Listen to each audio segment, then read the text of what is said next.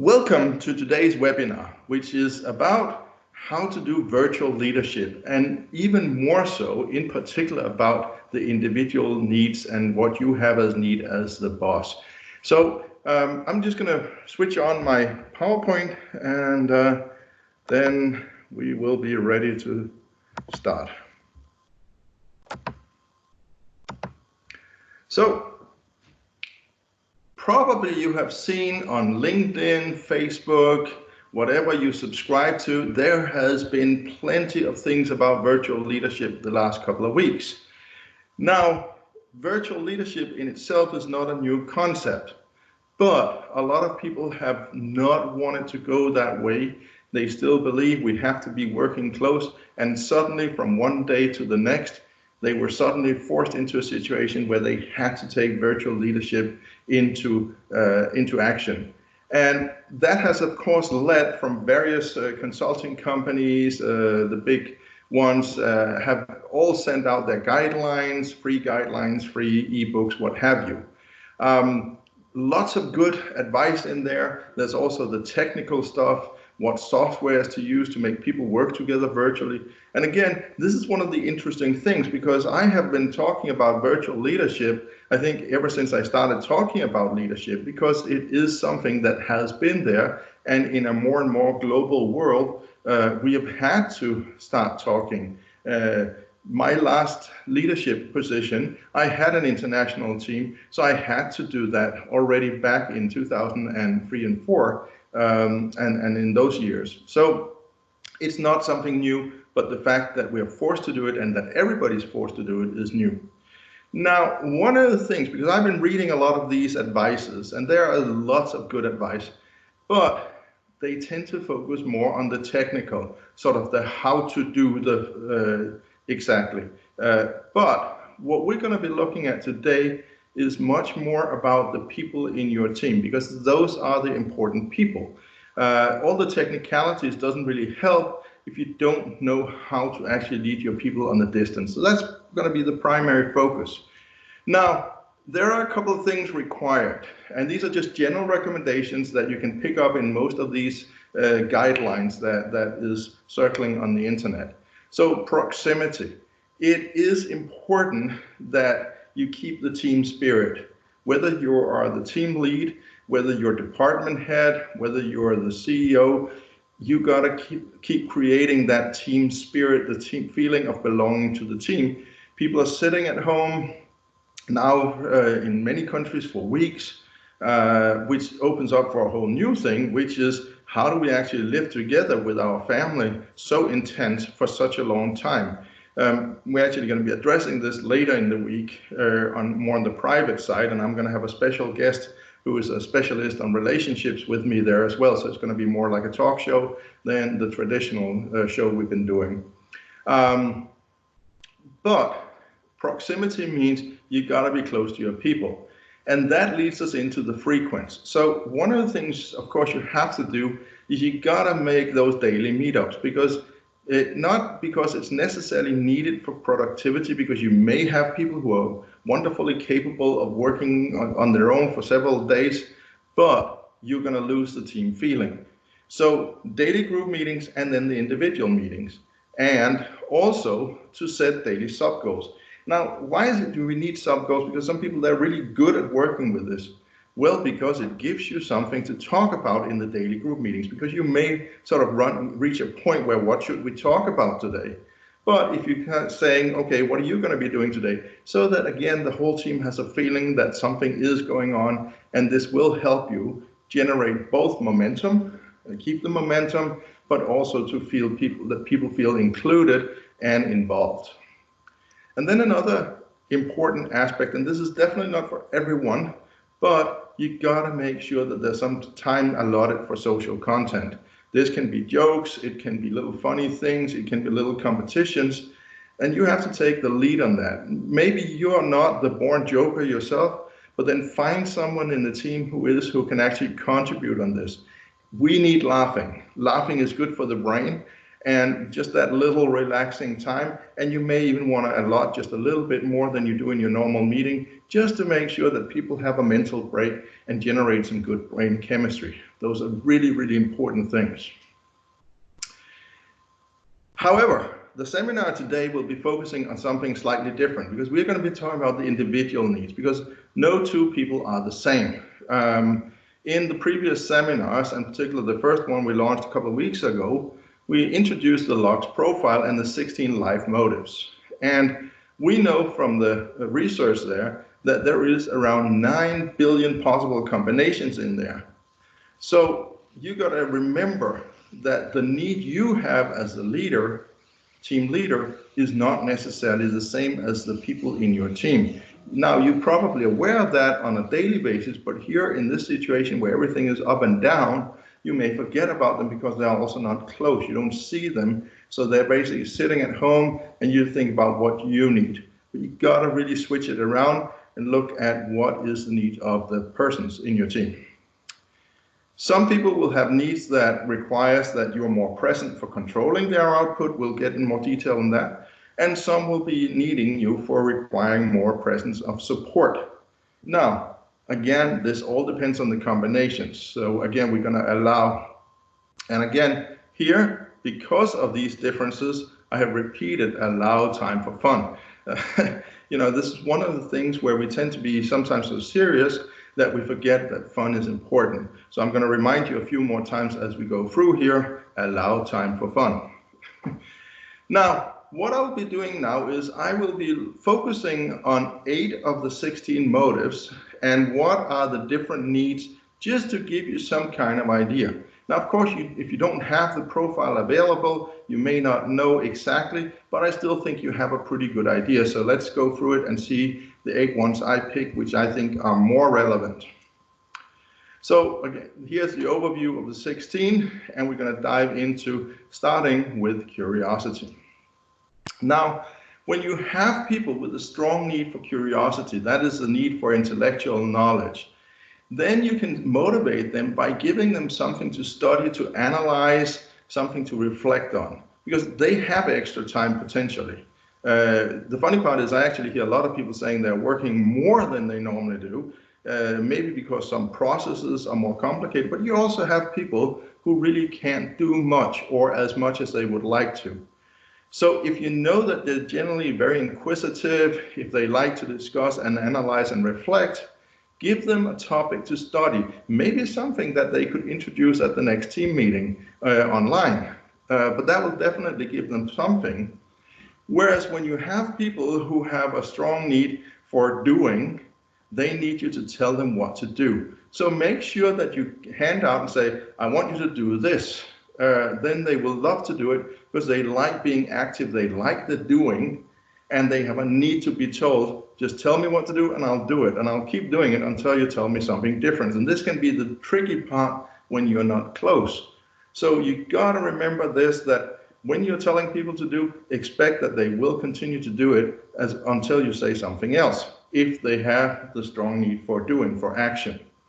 So you can already see here that the opposing motives here, the opposing ends of the scale of the continuum, really makes it very different for how to motivate the team.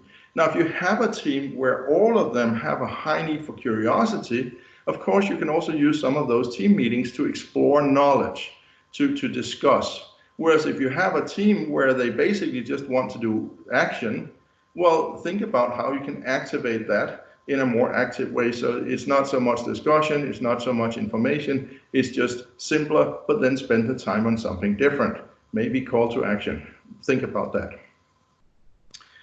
Moving on to the next one, social acceptance. This is one that we covered last week from 2 different perspectives, both about the perfectionism who don't want to fail, but also in terms of the feedback. And when you have a strong need for social acceptance, you need feedback and praise. Now, you generally speaking need it. So it's not that it's just in this occasion, but you also want the feedback because you need it before you can move on to the next step. Again, because the pursuit of perfection is there. So these people may need you to follow up more often, not only for the sake of the general need of feedback and praise, but simply also because when they can't really play ball with anybody, then they might be afraid that they're not doing it well enough, and that may lead them to, not necessarily consciously, but unconsciously, to procrastinate doing things. So make sure that you talk a little bit more frequent to these people. And again, remember to praise them at any given opportunity. It's going to give them morale. It's going to give them the confidence that this is going to be okay. And particularly also if they're used to working with other people and through that have a system set up where they can avoid failure, make sure that you somehow recreate that system. Perhaps even invite them to have little meetups during the day, not for the whole team, but for the ones working in these subgroups. At the opposite end of that continuum, you have people who basically don't need feedback. It's not that they don't appreciate it from time to time, but they don't have a big need for feedback. Now, this can, of course, be interesting because if they're moving in the wrong direction, they may not necessarily acknowledge it. So here it's about making sure that you keep them on track. Remember, they have a high degree of confidence. So if it's too high, they might believe that everything is perfect, even when it's not. So here you just got to basically go through and make sure you know where they are so you don't lose the control there. So again, very opposing ways of handling these people.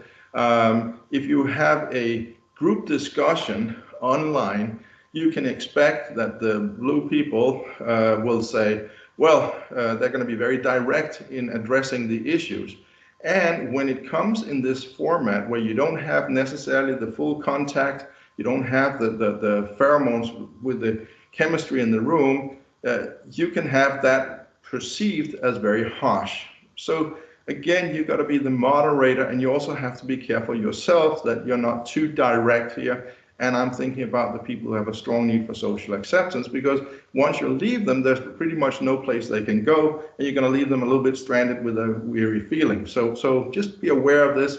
It is, again, super important. The power motive is about influence. It's about being the leader, but it's also about being involved and decision making. And you got to remember that the people you have who wants to have influence, who needs to have influence, they still need it. And because of the setup, decisions may be taken in a different way. You may be taking decisions in smaller groups and maybe even outside the team. In a leadership group, you have your meeting, then you agree, and then the normal procedure where you might involve the team because you have more proximity may be put out of the game. So remember this, that there are people who need the influence, that needs to feel that they are still part of the decision making. And again, you could set up individual meetings for that, just play ball with them, say, so we're going to make this decision, what do you think? It's going to give them the feeling that they're still involved in it, and that's going to make them feel good. At the opposite end of the scale, you need somebody who needs a strong leader. They love to service, they love to deliver, but they definitely need a strong leader. So in this case, you have to really exert leadership. So if you don't happen to be one with a huge need yourself, you may forget how much the people at the blue end needs. So just again, be aware of this, that you stay in your role, and you maybe even step up a little bit. This is your chance to show how much you understand about people by doing this, by stepping up and becoming even stronger leader. So very crucial. In here, you're not going to see that many difficulties, just that remember to involve and remember to step up as a leader. Stepping up as a leader doesn't mean being dominant, so just be aware of that. It just means that you're very clear, you send a signal, also a signal of hope, so that people know that here is a beacon I can follow, and he or she is going to lead me to better times. We all need that, I think, right now. Even if we are having a need for influence, we still like to have somebody to hold on to who's going to show us the end of the tunnel where the light is waiting for us. And we are seeing small signals around in some parts of the world that the light is getting closer, and in other parts of the world it's still far away. But remaining hopeful is the best we can do, and in these times of crisis, you have to step up. Autonomy is about the need for being emotionally independent of others. And you can imagine how much some of these people love this situation. Because sitting at home, doing it alone, hey, I can do it my way, and it's going to be very hard for people to object. So some of them actually do love the situation of working at home. They don't necessarily love the situation of everything else going with it. But the fact that there is less interaction could be really good for these people. So they may actually be thriving on this. And you have to be aware that that also means that what lies in this motive is also a certain degree of stubbornness. So I'm doing it my way. So just make sure that you have a chat with them about what they're doing, which direction they're going in, so that you have a feeling that they are still following the track that is good for the company and for your team and for your productivity. But again, remember, they may actually be thriving in this situation because they don't have to be interacting so much with the team. And also make sure that if you have a lot of meetings, well, just make sure that they don't necessarily have to attend all of them if that's possible. Maybe it's not. At the opposite end of the scale here, we have people who's going to be suffering because they are not close to their team. They're not feeling that we're really working together because they're sitting isolated. And they will be suffering through this period. And these are the people who's going to ask, can we maybe meet up more times per day? And again, here you can, for your advantage, you can arrange sub-meetings. You don't even necessarily have to participate in all of them because it may not be relevant. And it may be that you just set up and saying, and you four, you basically, I think you suggest that you find a time to meet up and you discuss that project. Some people are already doing this by themselves, but again, the strong leader takes the initiative. So think about this. Who are the real team players? Who are more the mavericks? And how can you utilize that? You may have a project you haven't had time to do, and now you may have the time because other things can't be done. Well, then start up a project team of people who love to work together and give them the task of doing it. So they have a chance to team up, to meet, to exchange, and feel that they are belonging in the team. They're going to enjoy that. Now, what we see, and this we see in media, is that we get more and more reports about problems at home. And like I said, we devoted a whole webinar later this week on the fact that people are at home and they're much closer with their family, their spouse, their kids. And people sitting in a small apartment potentially have very, very little maneuverability in terms of meeting other people. And of course, with this social segregation that we are currently encouraging most people to in the world, it is painful for the people who really need and get energy from being with other people. And actually here, I did reverse the, sorry for that. I did reverse the comments here. It's actually the red people I need to chat and joke, and the blue ones who love that they can concentrate and not waste time on chit chat. Sorry about that. I realized that as I was reading here on the screen. So people with a strong need for social participation gets energy, meaning they need in the team meetings, they need the fun part, they need that extra time. These are the people who need the jokes. They need the talk. They need little chit chat about how was the weekend, what's going on, what's with the family. And then in the blue, which again should have been opposite here, well, I really don't like to chit chat too much. Let's be focusing on the real things and not so much chit chat. And they actually love the fact that they can sit at home and work undisturbed.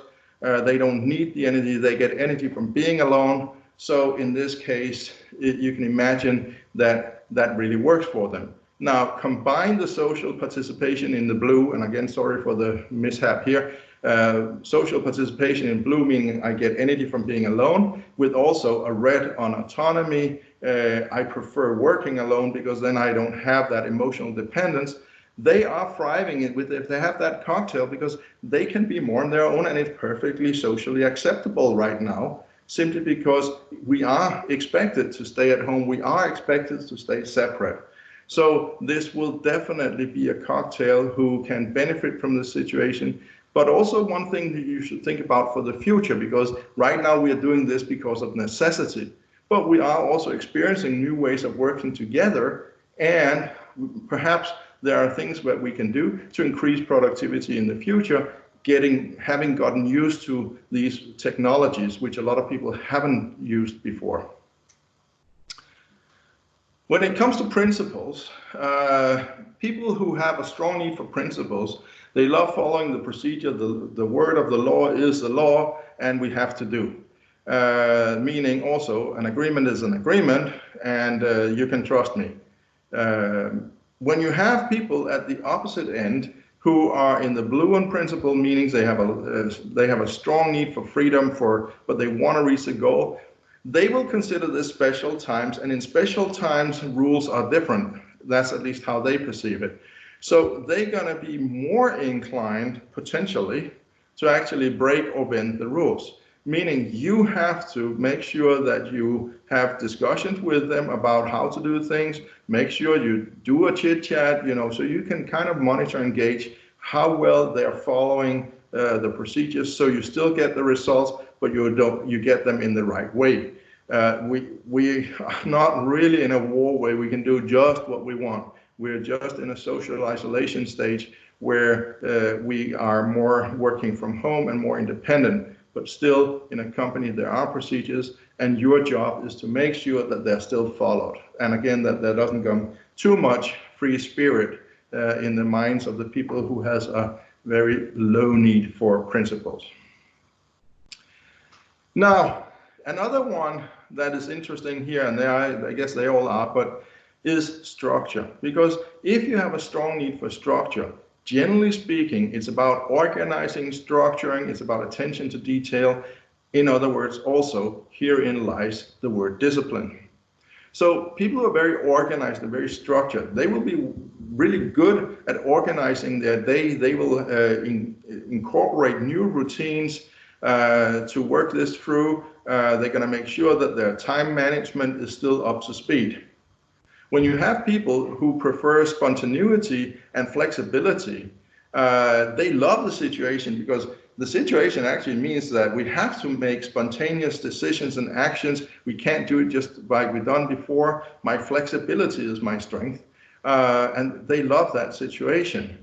However, because they are not necessarily so organized, you may have to kind of go through a little bit and make sure that there still is some organization and structure inside. Again, remember, everybody can do, even if they don't have the motive, they can still do, as long as they have another motive pursuing some kind of result, and everybody can perform, we know that. So your job here as a leader is basically just to make sure that the people who doesn't have the need for structure, that they still incorporate some kind of structure, and yet you hold them to the deadlines. At the other end, you may have people suffering, the people with a high need for structure, they may be suffering because the normal structures and normal procedures are not there. So help them, encourage them to create the new ones. You probably already have by now, but if not, make sure that there is, so they can still feel that it's somewhat organized. The last one we're going to look at today is the one of safety. And safety is in the high need for safety is about the fear of the unknown. It's about liking to keep things familiar. And you can imagine right now in the situation we have that nothing is as it was, and we really don't know what will happen. We don't know how long this will last. We don't know what changes that will, how it will impact my workplace, my business, and they will worry a lot. And the stronger the need for safety is, the more they will worry. And you need to be there, and again, on a very individual basis, to reaffirm them, to reconfirm the future. This is very important, because they might end up worrying so much that they can't sleep, that they're going to start having bad times, and your job is to be there for them and calm them down, reassure them. At the other end of the scale, people perceive possibilities much more, weighing much more than the risk. So in this case, they might be looking more optimistic at what can we gain, what can we benefit from this situation, and may not necessarily see all the risks involved. So again here, just make sure that when you have the team meetings, be prepared, because if you know your people, if you know they're either the worried type or they are the opportunity type, well, you can have some discussions that might go out of hand, because the understanding of what the situation brings is not the same. So again here, it's important to be prepared so you can address both ends of this need. So these were just some of the examples, and I looked at all 16 modules and I'm like, okay, these are for the business version, probably the most important ones. When we go into the private part, which we will cover later this week, I believe it's on Thursday, we will cover some of the other ones as well, although it's going to be more an open chat. So already think about that now. If you have questions, if you gain questions from your friends or your people in your vicinity about how to deal with this being so much together at home, perhaps isolated in a tiny place, then make sure that you join us on Thursday, where we will be able to answer these, and I will have a couple therapists with me who can also have more experience about that. So we're going to make a little bit more of a lounge meeting. So just remember, one final word of advice. We are all different, and everyone in your team is different from you.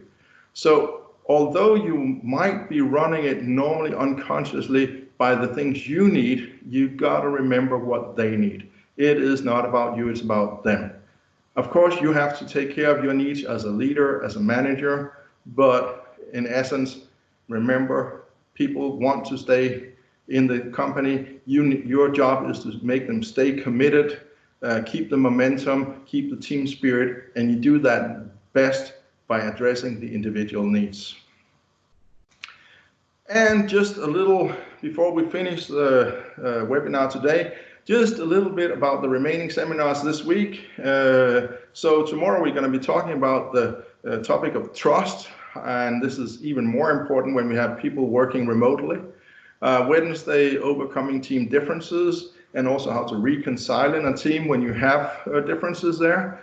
And then, like I said, Thursday, working from home, how to survive the changes with work and family in the same area, but also the closeness and the lack of ability to escape and have your sort of different arena to play on. So Friday, self-leadership. We're going to take it there and say, how can you develop yourself? How can you also spend this time, apart from watching these webinars, how can you spend the time also developing yourself and manage yourself even better? So thank you for joining in on the content part. We'll be here stopping the recording.